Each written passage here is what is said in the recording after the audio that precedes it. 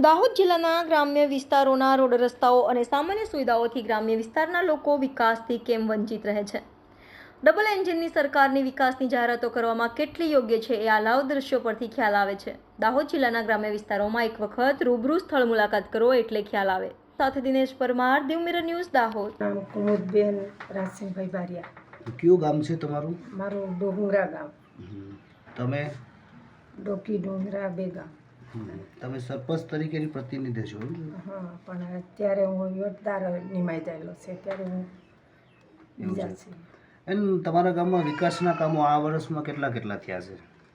આ વર્ષમાં તો અમારે રોડ થયા, નાળા થયા, જે આગળ પંચાયત ઘર બન્યું અને આંગણવાડી તો 4 આંગણવાડી છે અમારે ડુંગરામાં. ડોકીમાં 2 4 છે. હવે અત્યારે તમારે ક્યાંક કઈ જરૂરિયાત છે આ ગામોમાં તમારે?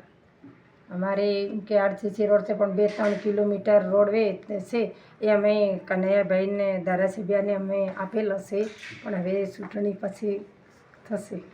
અને તમારા ગામમાં આવાસ યોજનામાં કોઈને મકાન મળેલા છે સરકારશ્રી તરફથી કે? હા, મળેલા ને. કેટલા મળેલા છે? લગભગ 60-70 જેવા મળેલા. એક આવાસ યોજનાનું મકાન જે બને એમાં કેટલી ગ્રાન્ટ ફાળવે સરકાર? કેટલા પૈસાની ગ્રાન્ટ ફાળવે ખ્યાલ છે કંઈ?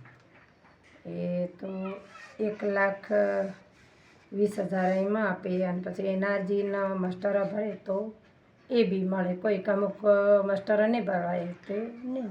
અત્યારે 100 મહિનાની અંદર જો મકાન વહેલી તકથી પૂરું થાય તો 20,000 બીજા બી સરકાર શ્રી લે છે, પણ મકાન લેટ પૂરું કરી શકે છે તો એને નથી મળતા. તમારા ગામમાં નરેગા યોજના ચાલુ છે બેન?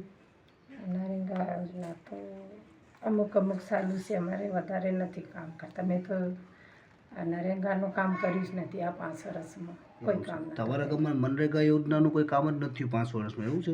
ના, કર્યું કરે છે, પણ એમ કે મારે એમ કે કામ જે કરે એમના જોબ કાર્ડે કરે ને એ લોકો એ કરે. હમણાં શું છે કે મારા ખાતામાં પૈસા જાય તો હું નહીં આપું એવું, એટલે એ લડાઈ ભરાય. તેના કરતાં જેને 5 સંમતિ હોય તો 5 જોબ કાર્ડ કરે અને કામ લે છે.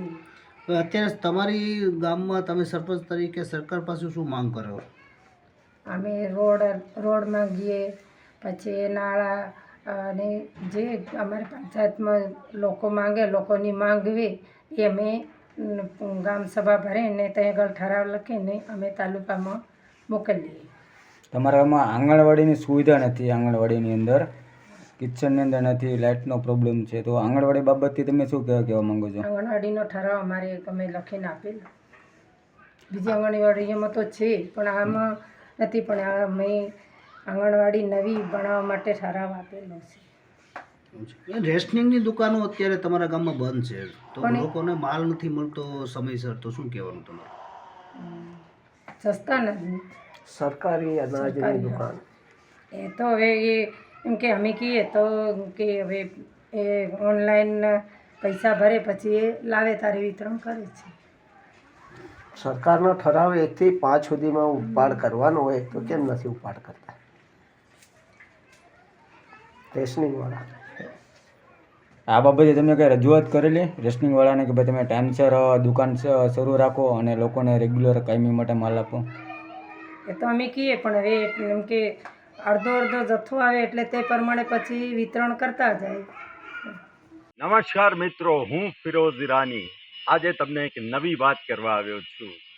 દીવ મિરર ન્યૂઝ જોતા રહો, સબસ્ક્રાઇબ કરવાનું ભૂલતા નહીં અને શેર કરવાનું પણ ભૂલતા નહીં. સત્યની સાથે જોડાતા રહો. નમસ્તે મિત્રો, હું છું ચાંદની પરમાર. આપની મનપસંદ ચેનલ એટલે કે દીવ મિરર ન્યૂઝ ચેનલને લાઈક કરો, શેર કરો અને ફોલો કરો. અને હા, તેમાં દરરોજ તાજા સમાચાર જોવાનું ભૂલશો નહીં. દીવ મિરર ન્યૂઝ દરરોજ લાઈવ અપડેટ ગુજરાત રાજ્ય, દેશ, દુનિયાના તમામ બ્રેકિંગ સમાચારો નિહાળો દીવ મિરર ન્યૂઝ ચેનલ પર.